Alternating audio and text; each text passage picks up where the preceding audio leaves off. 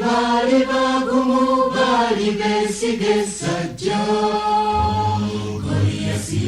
Omulembe gwa Pulezidenti Idi Amin gwakyusa ebintu bingi mu Uganda mu bubi ne mu bulungi. Ku mulembe ogwo kwaya nnyingi eziyimba ennyimba ez'enzikiriza zaatandika olw'enzikiriza okutandika okutaataaganyizibwa ebyobufuzi. Escatos Brides Choir ya Abe Kibalama, Golden Gate Choir y'omugenzi Robert Munyagwa, Calvary Cross Choir y'omusumba Simeon Kayiwa n'endala ze zimu ku zaatandika obudde obwo. Escatos Brides Choir yaweza emyaka 48, Golden Gate Choir eri myaka 46, Calvary Cross Choir yawezezza emyaka 40. Omusumba Simeon Kayiwa yagitandika okwongera okunyikiza enjiri ey'obulokole mu bannayuganda. Mu budde obwo ng'omuntu okuyiiya oluyimba olw'enzikiriza lusooka kakasibwa bakulembeze mu nzikiriza ekitaali ku kwaya zino, era abantu bangi baalowoozanga nti zivudde ku mulamwa gw'obukristaayo. Waliwo abantu abawakkanya abali tradition ennyo nga newandika mu mawulire Nzikira Katende oyo lawyer yawandika mu mawulire nga awakanya ekyokuyiiya ennyimba ezitavudde Canterbury oba Rome, n'agamba mbu ezo tezihole. Abantu bonna bayogera nti ennyimba zange tezaali hole.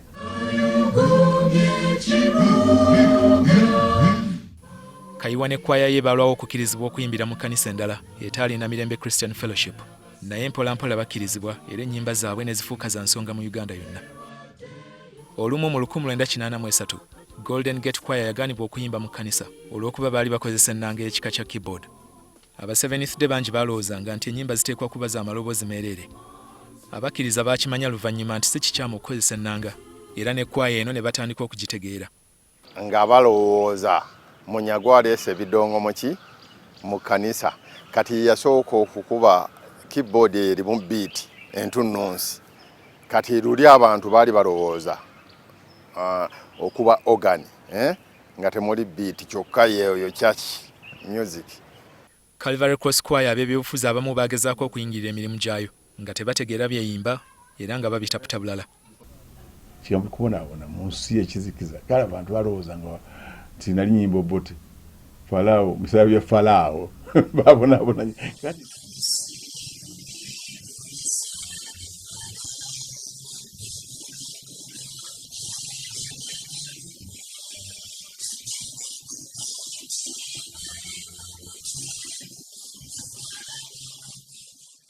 Kkanisa kwaya zino mwe zaagenderera okusimba amakanda ezeekyuka n'omulembe. Ekkanisa naddala eziri mu bibuga tebakyayimba nnyo nnyimba z'amaloboozi. Abali mu kkanisa kati bantu bato ddala abataamanya buvo bwa kwaya nga zino n'ekigendererwa kyazo, ekitegeeza nti bayinza obutafuna bwagazi kwongerayo nnyimba zino ezakyusa Uganda. Abaddukanya kwaya zino weewaawo bagamba kino si kusoomooza gye bali.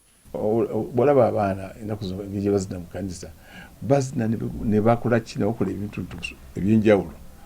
Agamba nti lwaki bakola batyo? No. That's how they release their sorrow. Ebintu ebiri bo engeri yaabwe eyo. Twatandisa akademe era nayo weeri erimu abayimbi sofa kati 12, era bwe tugenda nayo era eyimba nnyimba ziri eza Golden Gate ate tuziwa ku nkadde ziri. Bantu basooke bafune test eyo then nga bwe tubateekamu n'empya.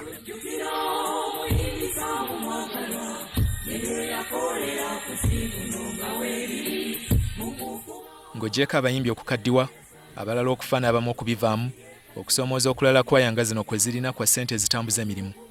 Tezikola ssente, kyokka ziteekebwamu ssente nnyingi ddala buli mwaka. Tuliwo mu buweereza so si mu kukola nsimbi. Kati buli muntu ajja tusooka munnyikiza njiri eyo. Buno obuweereza ozze kukola mulimu gwa Katonda, tozze kukolayo ki ssente, kati bantu ne babeera bakakkamu. Okukuuma ennyimba za kwaya zino kyetaagisa nnyo. Omusumba Simeon Kayiwa ku bitabo bingi byawandiise kuliko n'ekirimu ennyimba za Calvary Cross Choir nti n'abalyagala okuziyimba emyaka 10 egijja kijja kuba kibanguyira.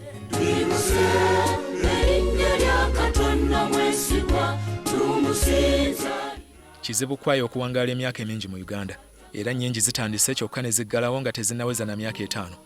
Abantu emirundi gyonna be bavaako kwaya okuwangaala naddala nga basazeewo okujaagala. Frank Walisimbi, NTV. Mukama alina